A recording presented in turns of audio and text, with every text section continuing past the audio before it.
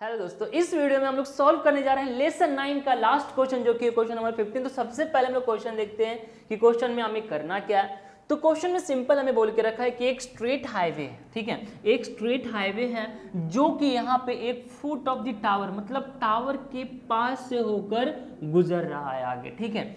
आगे बोला गया है कि इससे टावर के ऊपर सिंपल एक आदमी खड़ा है जो यहाँ पे खड़े होकर एक कार को ऑब्जर्व कर रहा है, ठीक है। तो जब वो यहाँ पे खड़े होकर पहले कार को ऑब्जर्व किया ना, तो यहाँ पे एंगल ऑफ डिप्रेशन फॉर्म हुआ सबसे पहले कितना डिग्री का, 30 डिग्री का, ठीक है। यहाँ से एंगल ऑफ डिप्रेशन हुआ 30 डिग्री का। उसके बाद यही कार जो है वो सिंपल मूव होकर सिंपल क्या हो गया है, 6 सेकेंड के बाद, 6 सेकेंड्स के बाद ये कार यहाँ से मूव होकर यहाँ पे आ चुका है और अब इसका एंगल ऑफ डिप्रेशन जो है ना वो कितना हो चुका है, 60 डिग्री। मतलब यहाँ से यहाँ तक ये जो मूव किया है कार, तो यहाँ पे कितना डिग्री हो चुका है, एंगल ऑफ डिप्रेशन 60 डिग्री। अब आपको यहाँ पे क्वेश्चन में ये बताना है, ये फाइंड करके दिखाना है कि ये कार अब यहाँ से लेकर ये टावर के फुट तक आने में कितना टाइम लेगा, जस्ट आपको ये बताना है, ठीक है। ये क्लियर हो गया। तो सिंपल देखिए, अब यहाँ पे हम लोग सॉल्यूशन शुरू करते हैं। सबसे पहले यहाँ पे ये देखेंगे तो ये क्या है आपका एक पैरेलल लाइन और यहाँ से एक ट्रांसवर्सल लाइन पास हो रहा है, ठीक है। तो ये जो है ये अगर 30 डिग्री है तो ये भी कितना होगा आपका 30 degree by alternate interior angle, है ना। उसके बाद यहाँ पे अगर ये 60 डिग्री है तो ये भी कितना हो जाएगा आपका 60 डिग्री, ये भी अल्टरनेट इंटीरियर एंगल के कारण, ठीक है। ये आप लेसन नंबर ये आप स्टैंडर्ड 7 के अंदर बहुत ही अच्छी तरीके से सीख चुके हैं, ठीक है।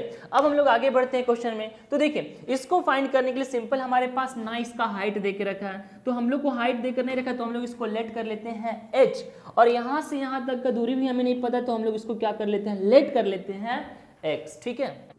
ओके, तो हम लोगों ने यहाँ पे लेट कर लिया कि टावर की हाइट हमें नहीं पता है तो हम लोग इसको लेट कर चुके हैं h, और उसके बाद यहाँ से लेकर यहाँ तक जाने में इसको कितना टाइम लगेगा वो भी नहीं पता, तो उसको हम लोग लेट कर चुके हैं x सेकेंड। ओके, इतना क्लियर। अब हम लोग अपने सॉल्यूशन स्टार्ट करने के लिए सबसे पहले ट्राइंगल ABC को यूज करते हैं, ठीक है।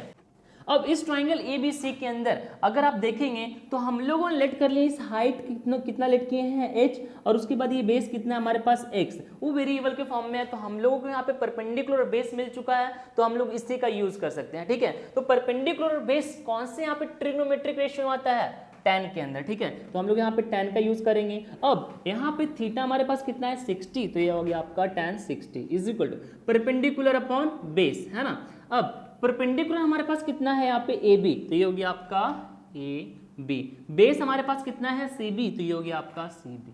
अब tan 60 की वैल्यू चेक कीजिए कितना है इस टेबल के अंदर, √3, तो ये हो गया √3। आगे AB, तो AB की वैल्यू हमारे पास सिंपल क्या है, ये हाइट है, तो हाइट कितना हमारे पास है h, एंड CB क्या है हमारे पास, टाइम टेकन, है ना, CB से लेकर, तो ये कितना हम लोगों ने लेट किए हैं x, तो ये हो गया आपका x।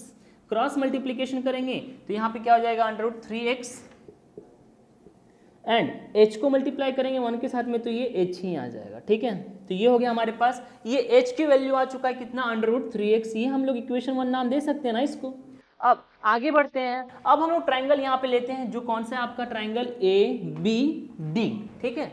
अब इस ट्राइंगल ABD के अंदर आप चेक करेंगे तो यहाँ पे भी हमारे पास क्या करना है, इस बेस को फाइंड करना है, और h हमारे पास हम लोगों ने लेट किया, तो हम लोग यहाँ पे भी रिलेशन किसका बनाएंगे, tan का ही बनाएंगे, ठीक है। तो यहाँ पे भी आ गया आपके पास tan। अब इस बार थीटा हमारे पास कितना है 30, तो ये हो गया आपका 30। आगे फॉर्मूला क्या है सिंपल tan का, तो परपेंडिकुलर अपॉन बेस। परपेंडिकुलर हमारे पास कितना, अगेन सेम टू सेम कितना है AB, तो ये हो गया आपका AB, एंड उसके बाद बेस हमारे पास कितना है, तो बेस हमारे पास है DB, तो ये हो गया आपका DB। आगे बढ़ते हैं। सबसे पहले यहाँ पे अगर आप चेक करेंगे तो tan 30, तो tan 30 की वैल्यू टेबल के अंदर कितना है आपके पास, 1/√3, तो ये हो गया 1/√3। अब AB, तो AB हमारे पास सिंपल क्या है, हाइट है ना, ये AB हमारे पास क्या है, हाइट, तो हाइट को हम लोगों ने क्या लेट किए हैं h, तो यहाँ पे आ गया h। और DB, तो DB किससे किससे मिलकर बना है, DC प्लस CB से मिलकर बना है, तो मैं इस DB के प्लेस पे DC प्लस CB लिख सकता हूँ आराम से। अब मैं सबसे पहले इसको यहाँ पे लिख लेता हूँ, उसके बाद सॉल्व करता हूँ, ठीक है। ओके, अब ये तो सबसे पहले यहाँ पे एज इट इज रह जाएगा।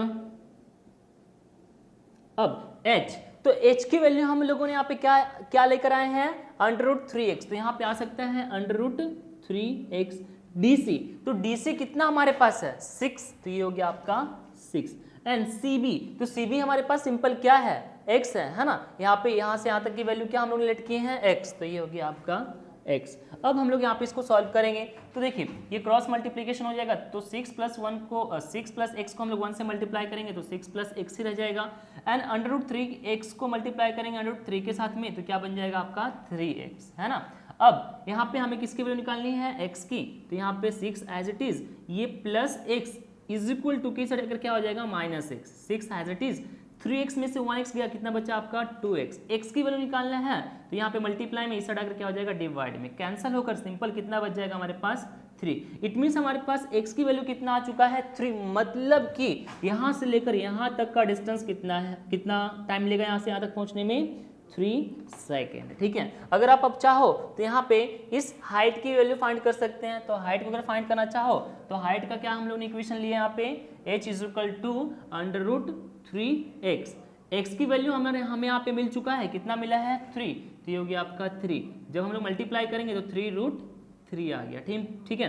तो ये हो गया आपके पास सिंपल आंसर, हाइट भी हम लोगों ने फाइंड कर लिया और टाइम टेकन भी हम लोगों ने फाइंड कर लिया, ठीक है। ओके, तो ये सिंपल सा आंसर था आपके पास क्वेश्चन नंबर 15 का। अब हम लोग मिलते हैं नेक्स्ट लेसन में, तब तक के लिए bye bye, take care, thank you so much.